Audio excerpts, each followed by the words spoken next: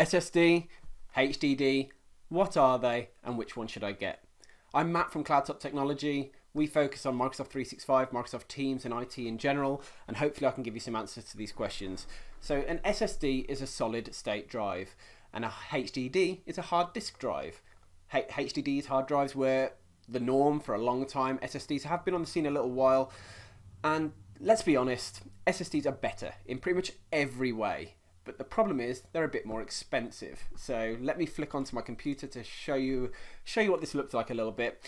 And you can see here, feel free to pause the video on this graphic. This is the difference, some differences that have been noted down between SSDs and HDDs. I don't know how old this information is, but it's relevant because an SSD, it means solid state drive. They do operate differently. There's less moving parts, but basically they're just going to run quicker, which means you're going to be waiting for your computer less. It's going to just run more seamlessly.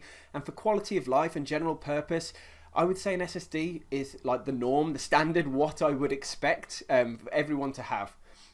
How do you even know if you've got one? Good. I'm glad you asked that question because I'm going to show you now. And we're going to use a little trick or a little thing that you probably haven't heard of in a good 10 years. Disk Defrag, Disk Defragmenter. A couple of ways to get to it. You can go into my computer, right click on the C drive, hit Properties. Sorry if I'm going a bit quick. Tools and Optimize. Don't do that though, do it the quick way. Hit the Windows key, type in defrag, here we go, and there you go. Much quicker.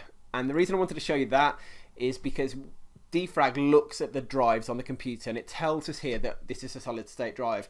Mine is. I love it. It's fantastic. My computer doesn't is lightning quick, and I'd advise an SSD pretty much every time. But they do cost a bit more. The price is coming down in recent years. One other thing to think about: if I right-click my computer and go to Properties, there's a point where an SSD won't have the return value of investing in one. So if you replaced a hard drive in, let's say, a laptop to an SSD,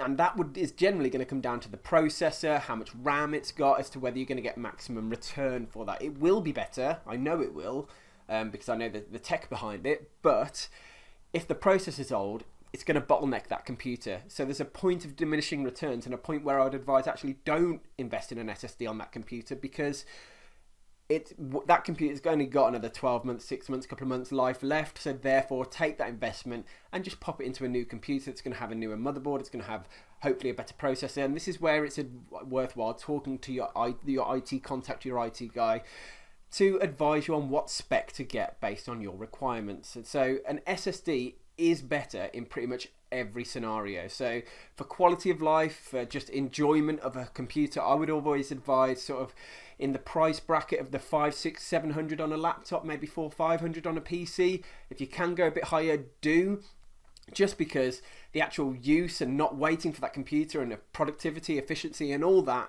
you're going to absolutely benefit from having the SSD and not having to wait for that computer, because they're just so much quicker. Feel free to Google it to get all the information that you want. I just wanted to share my advice to you. Always speak to your IT guy on what the best sort of spec based on your requirements are, but in this case, SSDs are so much better than a hard drive, so go for it whenever you get the opportunity to. Hope this video helps someone.